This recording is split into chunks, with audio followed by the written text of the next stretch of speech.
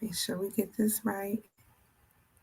All right, cool beans. All right, so obviously my time delay did not work, but that's fine.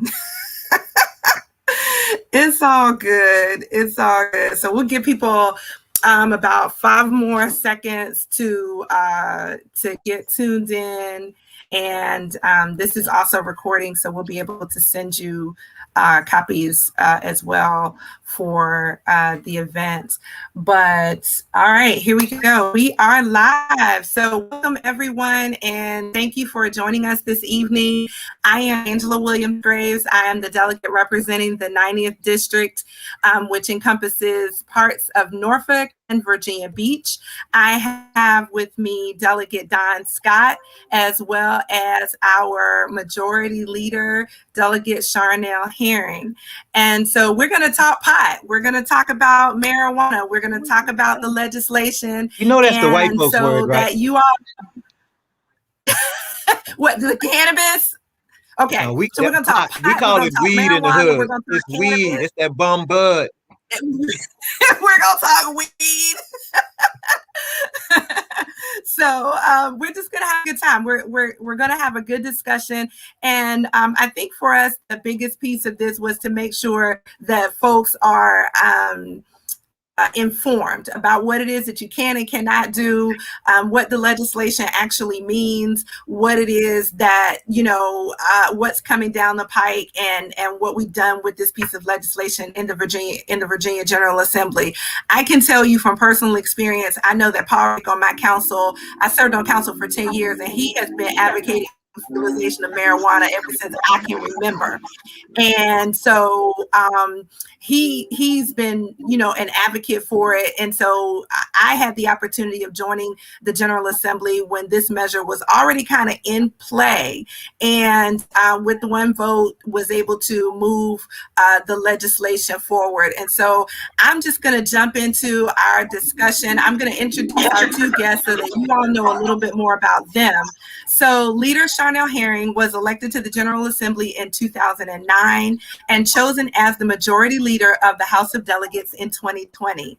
She was the first woman and the first African American to serve as the majority leader of the House of Delegates, and as chair of Courts of Justice, Charnel serves as the chair of the Virginia State Crime Commission and on the Committee on District Court. She is a graduate of George Mason University with a degree in economics, and she also is a graduate of Catholic University's Columbus School of Law. Now, Delegate Scott, who actually is right across the water from me, Delegate Scott is an attorney who practices throughout Hampton Roads with his office located in downtown Portsmouth. He was elected to the General Assembly in 2019. He is currently a member of the House of Delegates representing House District 80, located in Portsmouth. He is a graduate of Texas A&M University, and he really does wear some bad cowboy boots, y'all, and LSU Law School. He served as a U.S. naval officer, and he is currently married to the beautiful Melinda Colson Scott, DDS, and has a teenage daughter, which explains why he has no hair. So, no. So let's jump right into the legislation. So decriminalizing marijuana, what does that really mean? Don, tell us what decriminalizing marijuana, what does that mean? You're muted. You got that's the new thing when you're on these calls now. You just start yakking. First of all, thank you for having me, Delegate Angela Williams Graves. And I'm blessed to be here with our leader, Herring, who is a great majority leader in the General Assembly. And I have been here long enough to know that I will never start speaking about an issue before I allow her to speak first. And I'll let her go first, and then I will be happy to chime in on that because, you know, she has been there longer than I have, one, and two, she's been championing this issue before I got there, but I was happy to join this fight. And so I will defer to her first, and then I'll add my 2 cents afterwards, if that's okay with your leader Herring. Well, that's okay. But I will say that our good friend Angela did set up the so please you can go first Thank because you. she Thank said yes. She set up the Okay, thank you. schedule, and I think Yeah, I think yeah, it's yeah. important to I saw stick it, with but People I our think always, schedule. that people think that all we do is bicker and argue, but there's so much respect and cordiality here, and so I love it. I just love it. yeah, yeah. I'm All right. always on that.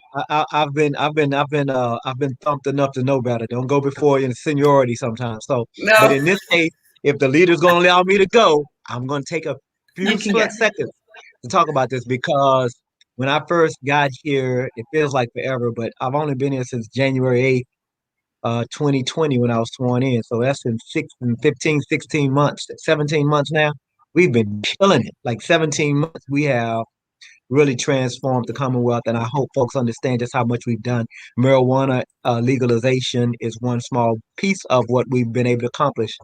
And for me, when we talk about decriminalization, there's two things that we've done. One, we decriminalized it actually in January, in 2020, in the 2020 session, Leader Herring carried that bill to decriminalize and create fines for folks with up to 1 ounce of marijuana for personal use, adult use.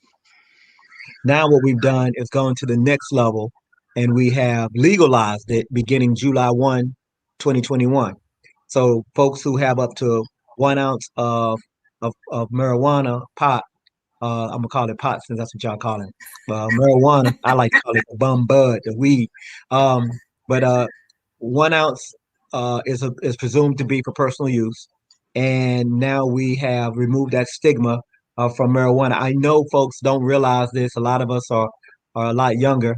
I'm speaking for myself, but people can't remember when the same way we view marijuana, that's how folks viewed alcohol and alcohol Absolutely. use. And we know that alcohol kills way more people per year than marijuana. Marijuana practically kills no one, and people die all over the country in the hundreds of thousands from alcohol abuse. So, and drunk driving and another ailments just from even drinking. So, marijuana does none of that. So it's safer, it's smarter, and we can tax it and get tax revenue. Back to your question. Up to 1 ounce, presumed to be for personal use. 1 ounce to 1 pound is a $25 civil penalty now. All right. 1 pound or more, then you're looking at 1 to 10, well, over 1 pound, you're looking at 1 to 10 years prison and a $250,000 fine or both. So it's made a big difference. It's going to continue to make a big difference. It's going to impact communities of color in a tremendous way. It'll remove the opportunities to have police interaction with folks who smoke marijuana. We know that whites and blacks use marijuana at the same rates, but somehow we end up being penalized for it more. And so that's going to remove, hopefully, we'll be able to reduce and remove some of the disproportionate impact that it had on our communities. And and then Well, I can it's go. very interesting that it's interesting that you bring that up because the arrest rates before decriminalization with court records were showing that Black people in Virginia accounted for 51% of the nearly 32,000 marijuana cases in 2019 alone. So 51% of the people who were arrested and in court for marijuana out of 32,000 were Black folks. So this is going to make a huge impact, I believe, on our society as Black and brown people, especially people who are unable oftentimes to afford attorneys and are just kind of left at the mercy of the justice system, which really is just us and it's not just at all. So tell me what else you think. I mean, you practice law, and Charnel, you can jump into, you both practice law and see this on a daily basis. Tell me what you believe this will mean for our constituents, not just in our respective districts, but in the Commonwealth of Virginia as a whole.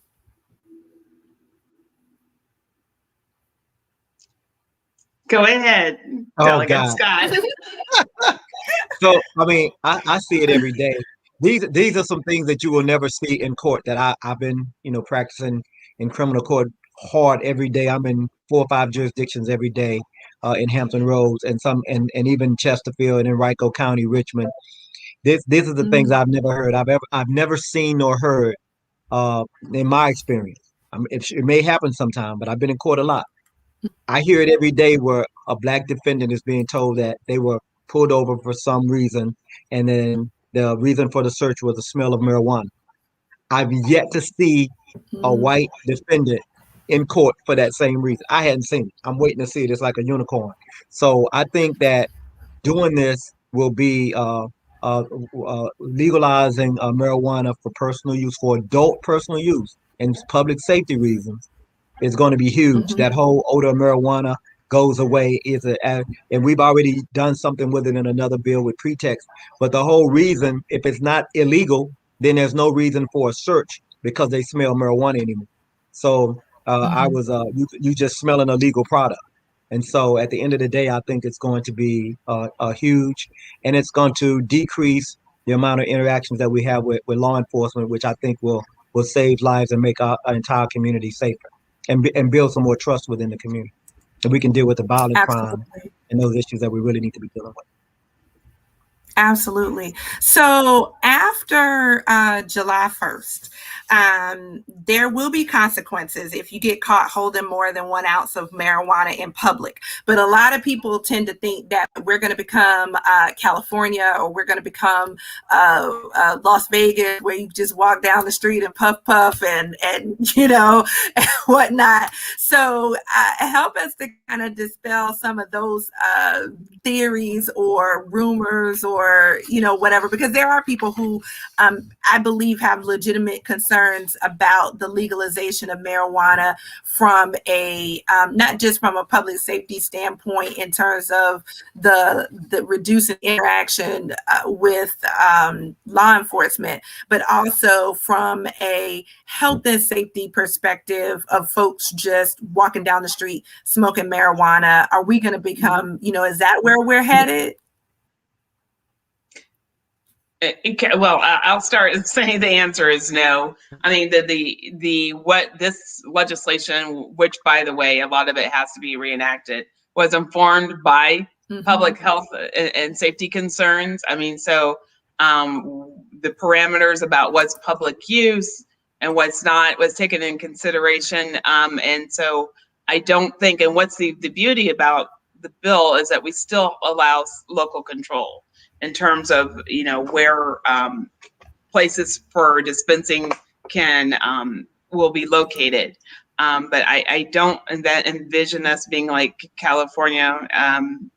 But and a lot of people have to realize that people are using right now, and that's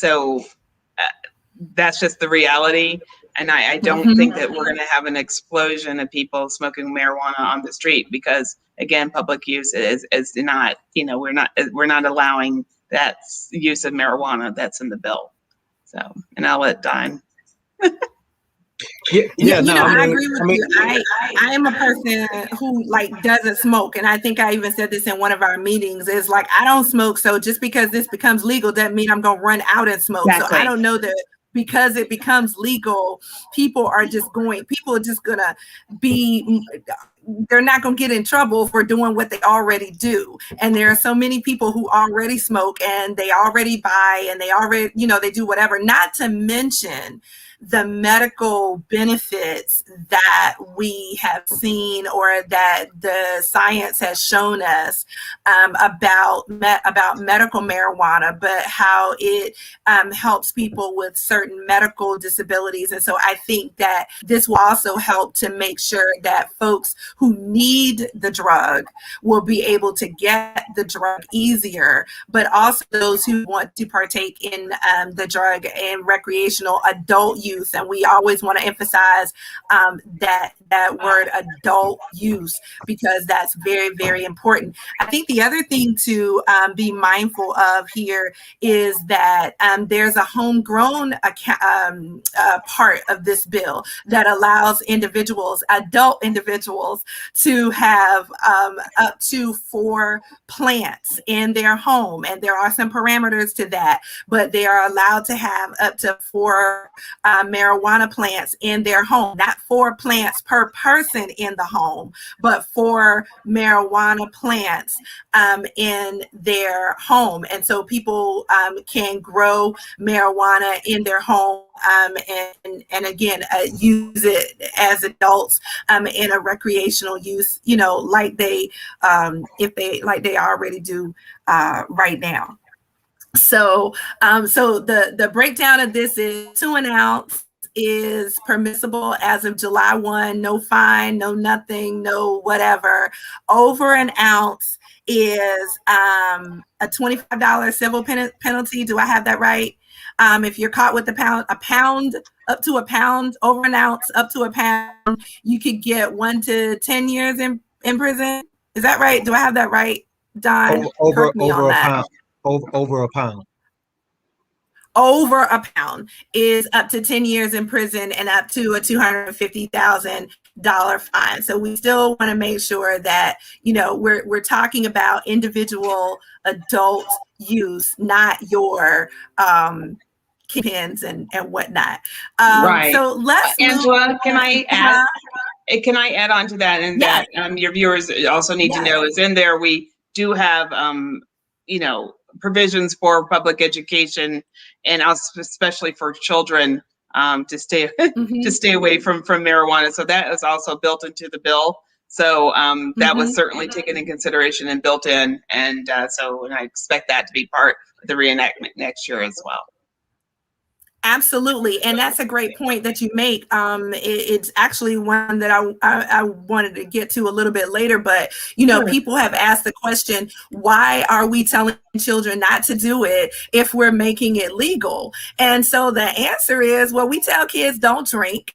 We tell kids don't smoke, and all those things are still legal too. So let's not be hypocritical here. There are a lot of things that are age prohibitive, right? Let me take it further, Angela. We tell kids that you're not old enough to drive yet. You know what I mean? It's a lot of things that based on your maturity level, your decision making, because of your age, you can't do it. We tell kids not to smoke tobacco to a certain age. So all of those things are the same. Folks are looking for red herrings in this. I need folks to understand this is a 1.8 billion with a B, $1.8 billion illicit marijuana market right now in the Commonwealth of just Virginia.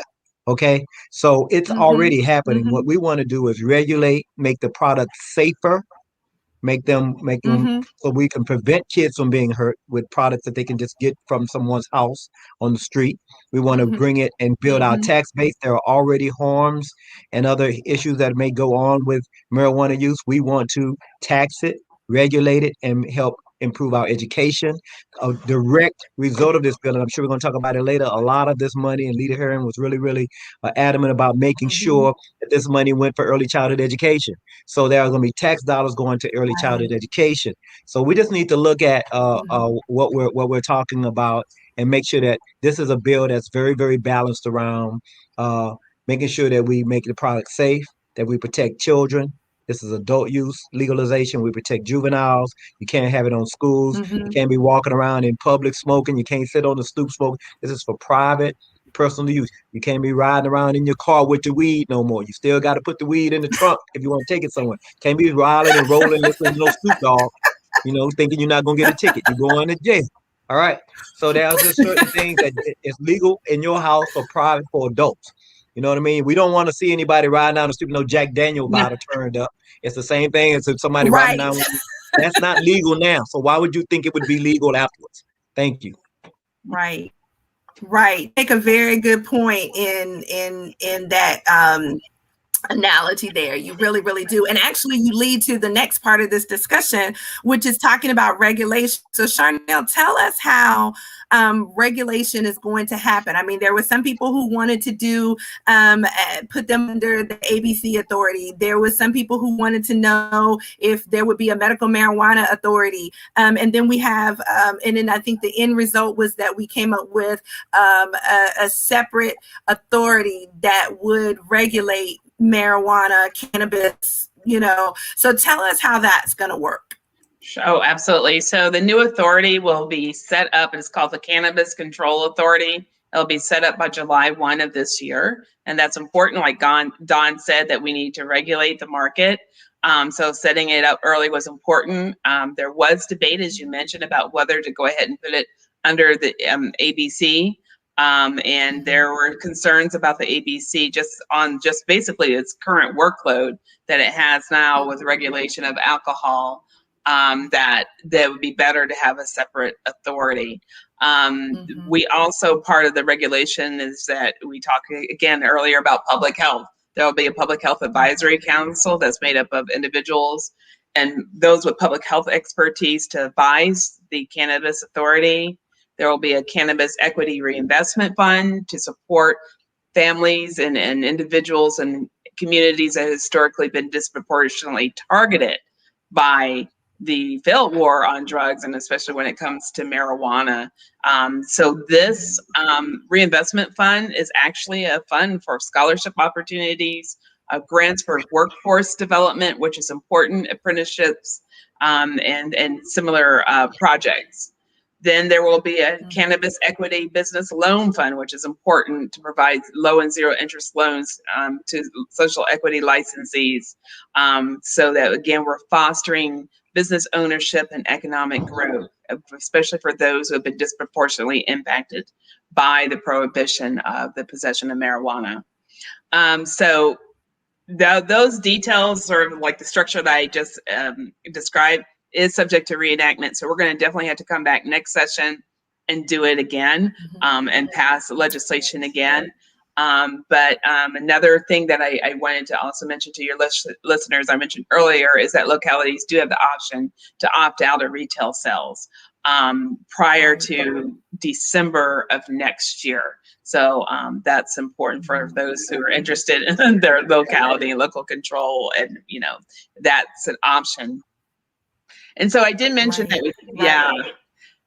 So we also do. Well, one of the things you kind of are leading to this bigger piece of what Don alluded to in terms of the industry of cannabis and the industry of marijuana, and this is where the money comes in. It's not just about legalizing something that people already do and then giving corporate America yet another industry to make billions of dollars. But this is also making sure that we have social and economic equity. And the bill references a category of social equity applicants, such as people who've been charged with marijuana-related offenses or who have graduated from historically Black colleges and universities. Those entrepreneurs will be given preference with the state grants and the state licensing.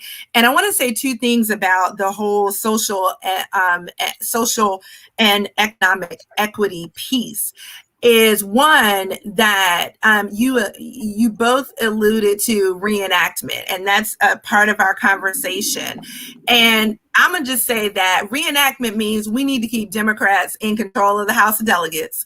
We need to keep Democrats in control of the Senate so that we can make sure that as a Commonwealth, folks don't come in and undo all of the progress that we have made. It's, on this issue, we know folks smoke weed. We know people go to jail for it. We know they go to jail for very, very, very, very small amounts of it, or they just get hemmed up in the court system for no good reason at all. And we know that there's an enormous amount of money that can be made and generated for the Commonwealth through the legalization of marijuana. So we want to make sure. So tell me, because I know that as the leader for the Democratic caucus, and also as a leader in the Black caucus, that was one of the big pieces in various discussions that we had this year in the General Assembly about the economic base. So either one of you can jump in with this, and why is the social and economic equity so important? Why is that important? I'll start first. It's important for me personally. I think it's part of restorative justice. Our legal system, you know, trying to make it better. But I know that people probably have innocent of crimes and who take pleas because they don't want to risk jail time. There are probably people who have convictions. Um, and I wanted a way when we talk about when you look, and I want to say this, these are unbiased studies done by JLARC, their Joint Legislative Audit Review Commission, that it is clear that people of color, specifically Black people, get arrested more often and prosecuted for possession. And that's both of those, not only arrest, but prosecuted more often, even though the use is not any higher than white people. So this is to basically address the harms that are done not only to individuals, but their families with their families and the result of having a conviction on your record and the difficulty in getting jobs, but also communities. And there is nothing wrong about restorative justice. That we have built that into our federal system when we talk about grants, loans, preferences when awarding contracts. And this is not only, it's only following the sort of the same thought about what we need to do to help those who have been harmed by our past wrongs. So that for me, this is restorative justice. And having an economic power, it means so much to not only an individual family, but a community to have, ownership into a business. And this is, I think, a very good thing. And I will say, I know there are critics out there, but I will say Virginia is a model. Even those people are looking to Virginia as the first Southern state, and that we did this. And I was on a national conference. This is a model. Now, it's important that we do it right. But it's important, like you said, we've got to come back and do it again. And this is appropriate. It's right. And I'm looking forward to the work ahead. Don, what are your thoughts on the economic and social equity piece? As I said before, number one, a large percentage of the dollars are going for early childhood education. We already know for poor children. So we already know that that's a lot. Unfortunately, it's a lot of our children. And we know that the way out, all of us know this on this call. And I hope your viewers and listeners know, education has always been the way out for our community. It gives us a leg up if we want to do whatever we want to do. You can have a pitfall and come back if your education is strong. If your foundation is strong, you can always come back if you know how to think critically. So that's important. You learn that at an early age, and you continue to build on that lifelong learning, which we're always doing. The second part of that is 30% of the tax dollars are earmarked for social equity. So this social equity piece is huge. It's people who have not only been arrested but convicted. They can come out and they'll have a leg up. They can start. We know that they don't have to be walking around with the scarlet letter that says that you're not worthy to be in this community. You're not worthy to sell. You're not worthy to serve. You remove that scarlet letter, that F, that misdemeanor conviction, whatever it may be. And another thing that, Delegate Herring has always been, Majority Leader Herring has always been on is around how do we give people back their lives after a conviction? So there's an expungement and sealing piece of there. There are automatic expungements for folks who have misdemeanors for possession and misdemeanors for possession with intent to distribute, and a petition-based opportunity for those who have felonies. So, but all of that, what she talked about, I know we say reenactment. That's just a fancy word that says the General Assembly has to vote on this again, y'all. There are some things that that take effect immediately, like the possession, that's immediate. But there are some things that we have to reenact. We have to vote on those things again before they take effect the following the next session. So we need to make sure that we keep, if you like what we're doing, this is not the time to become complacent because Trump's gone, the boogeyman's gone, and we don't have that same amount of energy. We know what we were against. Now we got to vote for what we know we're for. And hopefully we'll come out and support some of these issues. And this is a big one. This is huge. And it's going to really impact our community because we know for a fact, I see it literally every day. I met with a client today at around 3:30, no, by 2:30 in Chesapeake. He had been stopped for having a third taillight out. When the officer walked to the car, she said she smelled marijuana. She got him out of the car without his consent, searched the vehicle. This is what the marijuana rules have done. He could have smoked at home, but because she said she smelled the odor of marijuana, then she gets the right, to say that's probable cause to search the vehicle, get him out and search the car. So this, what we've done is Mhm. going to impact a lot of communities. This is a person that works, going to work every day. I don't know if you use marijuana, smoke not that day, but it's not relevant.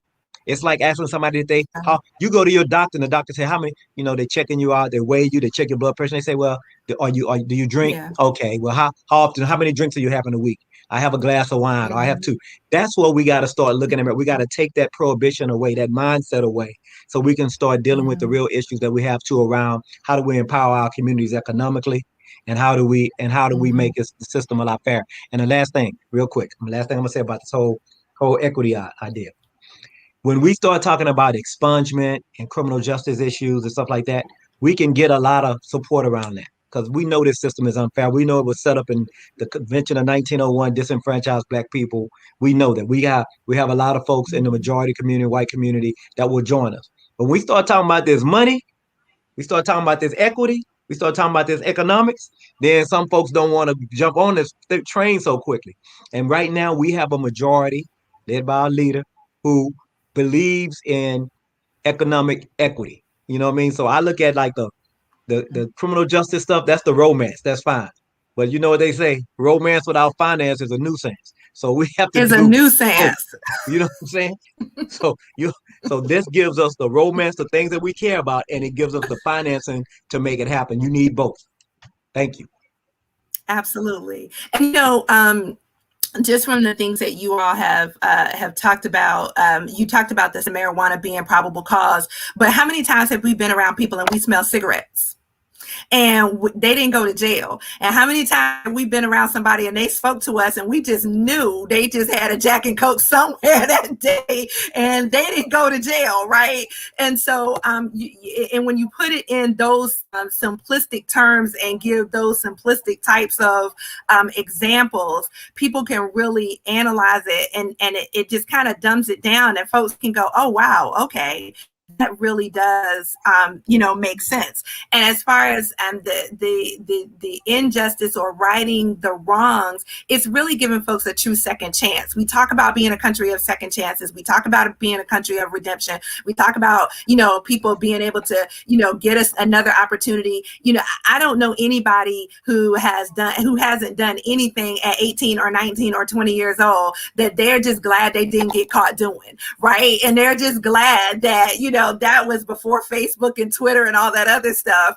And Jesus, so when that's it. people make mistakes, and they should have an opportunity to earn a living, to be able to provide for themselves, to be able to provide for their families. And the truth of the matter is, there are a whole lot of smart Black and brown people that just need an opportunity, that really just need a door open. And this, the equity fund and the equity loan opportunities for small and minority owned businesses is going to give people the opportunity to get in on the ground floor, as they say, of this industry in Virginia. And Chanel, we are a model for for the rest of the other Southern states who can follow our lead. We can take away from other states what hasn't gone well, and we can do it. We can do it right. Now, there's one thing that comes to mind that's like not in my notes anywhere, but as we were talking about being the leader in the Southern states, and folks getting pulled over from marijuana for the smell of marijuana, what we still have to deal with is the fact that from a federal level, marijuana is still illegal. And so, talk a little bit, Don or Charnel, about what that means and what people need to understand and know if you are a resident of Virginia and you are working in North Carolina, or you're working in Tennessee, or you're working wherever, and you're traveling back and forth.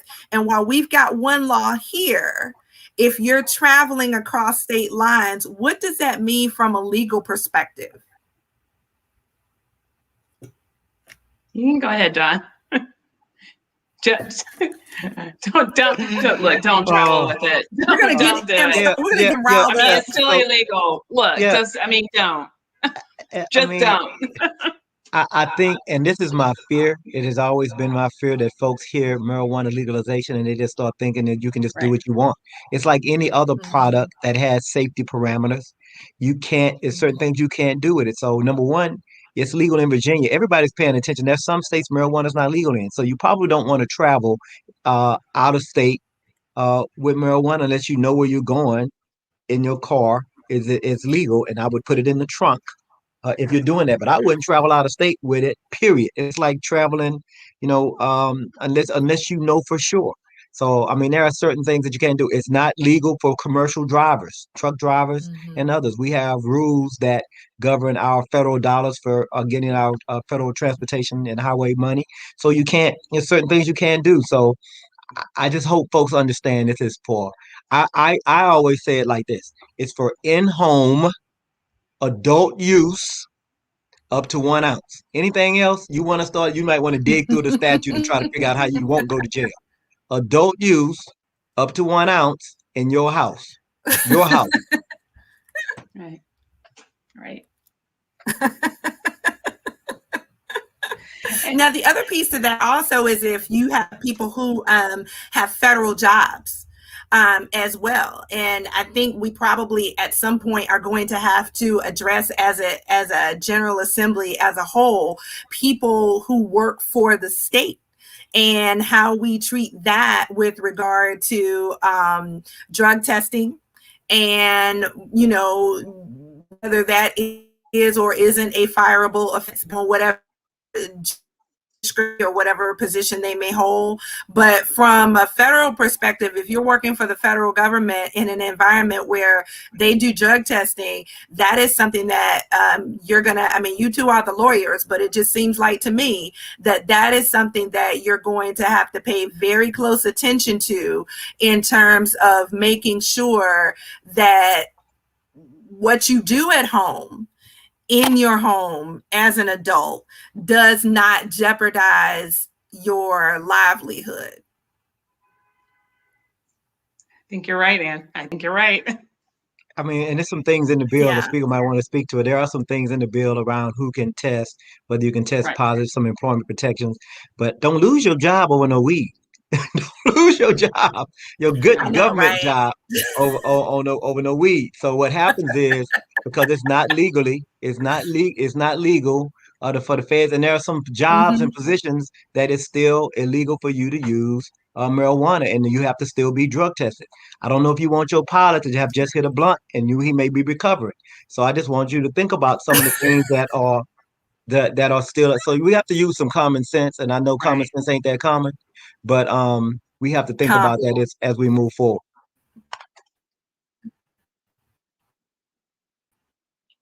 John's right. That's all I got to say. Kevin Yeah. Bailey says that the federal government needs to get on board and get on the right side of history. And my hope is that with enough states that will legalize this, we will have the opportunity have a tipping point where there are enough states that have it legalized that their representatives in Congress will go ahead and have the power to be able to pass legislation to legalize it because the states have already done so, and there's enough of them that they will have the votes in order to do it. So I want to talk a little bit about just the reenactment piece and education as we kind of wrap up here. We do have education funding for preventive measures. Again, this is not, the hey, go out and, Right. do whatever. I'm with Don. If I'm having surgery, I do not want my surgeon to be high. I'm sorry, I just don't. But I want him focused on whatever it is that he's doing so that he can do the wrong thing, right? But we're providing educational funding for preventive measures. We're working to combat. We had the failed drug war. That kind of failed, right? That did more harm than good because it wasn't really a war on drugs. It was really a war on Black people. But 40% of this revenue is going to go towards early childhood education. We talked about that a little bit. 30% of the funds are going to go to communities that have been affected by the failed war on drugs. I mean, our communities have been left ravished by the war on drugs, and we have got to do something, about that. 25% will go towards substance abuse treatment and prevention. Let's keep it real. I mean, people get addicted to cigarettes. They will have heart attack after heart attack and stroke after stroke, and still have to go outside in sub-degree temperature to smoke a cigarette. So let's not, act like marijuana is some other kind of addiction. And there are folks who can't go a day without, taking a fifth of alcohol or whatever. So marijuana, we want to make sure that we are putting money aside for substance abuse treatment and prevention. Also, 5% of the revenue is going to go towards public health programs, which include public awareness campaigns that are designed to prevent drug driving, and discourage consumption by persons under 21.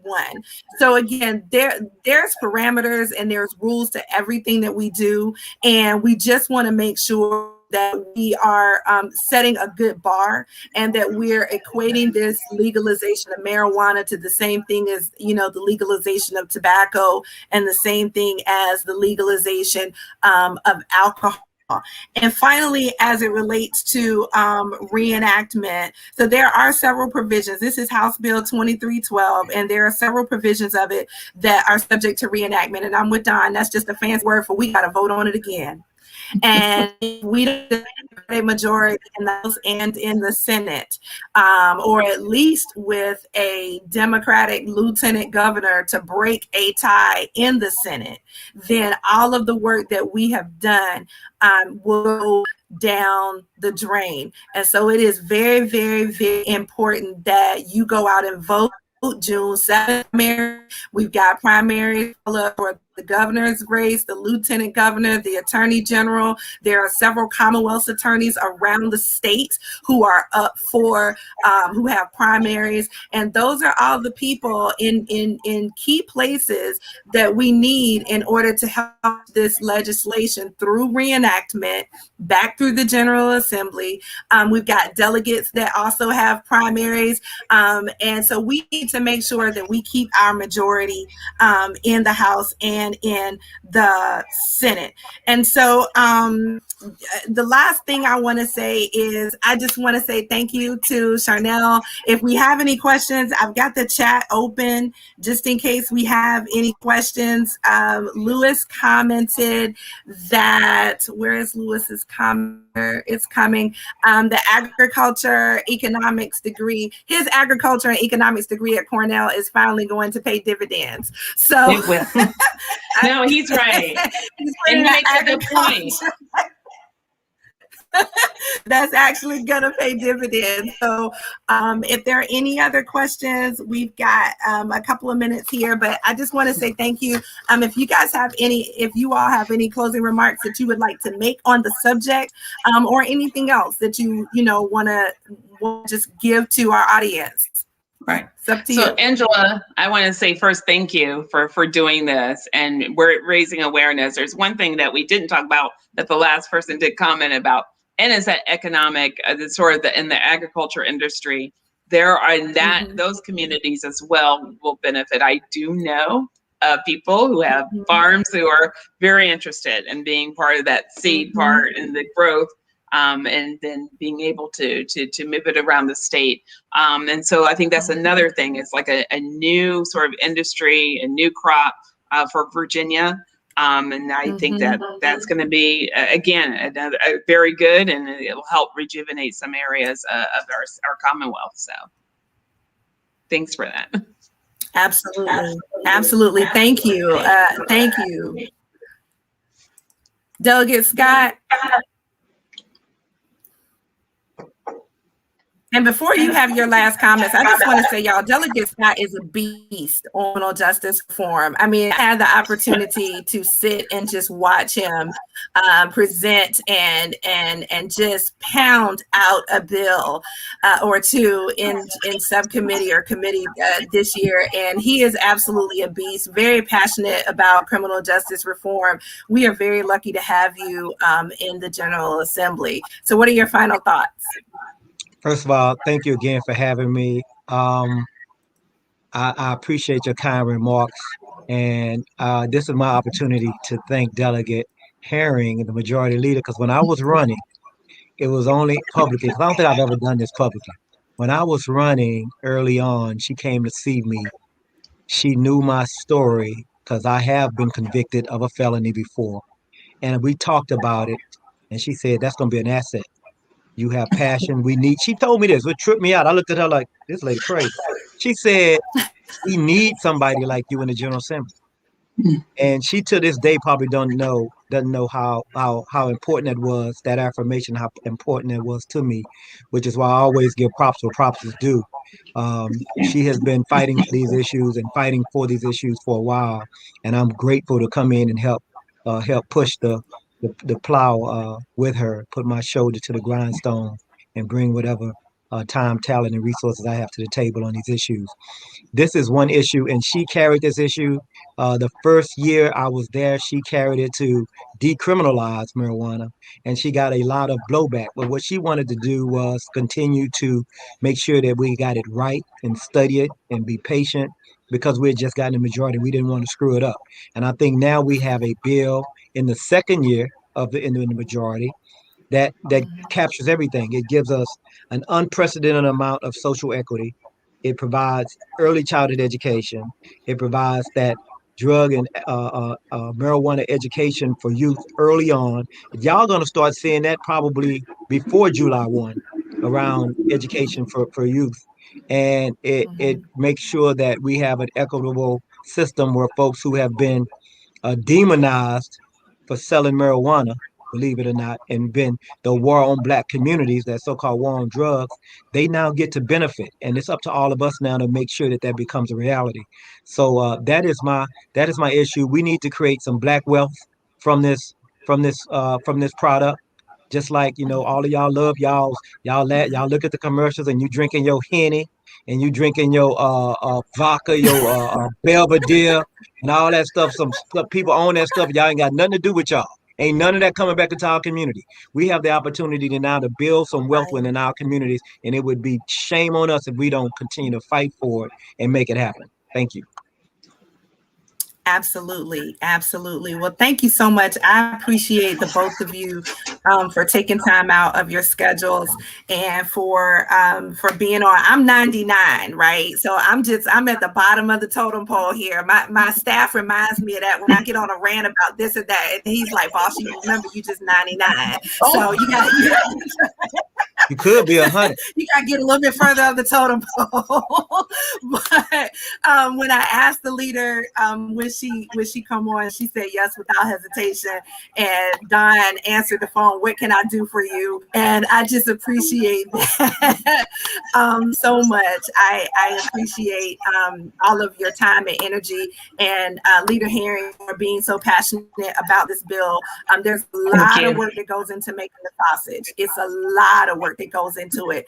And she spent countless hours and countless meetings putting this bill together and making sure that it was right. And then also with all of the other members of, we do have a great General Assembly delegation in Democratic delegation that cares about individual people and cares about children and cares about minority communities and cares about the economics and the well-being and the prosperity of minority communities. So I just want to say thank you to both of you for being here. I want to remind everyone that we do have a primary election on June 8th. I, thank you, Jesus, am not on it. I'm not up until November, but there are a lot of folks who are on Democratic tickets that need your support, and we need to maintain our majority as Democrats in the House and in the Senate in order to make sure that the things that we have put forth continue to move forward and don't go backwards. So with that being said, I am Delegate Angela Williams Graves, and I thank you for your time. And if you want to follow me, you can on Facebook, AMUG Norfolk, and it's great. And if I can help you in any way, please feel free to reach out to our office, and we'll be happy to do so. Take care. Thank you, everybody, and have a good Thank night. you.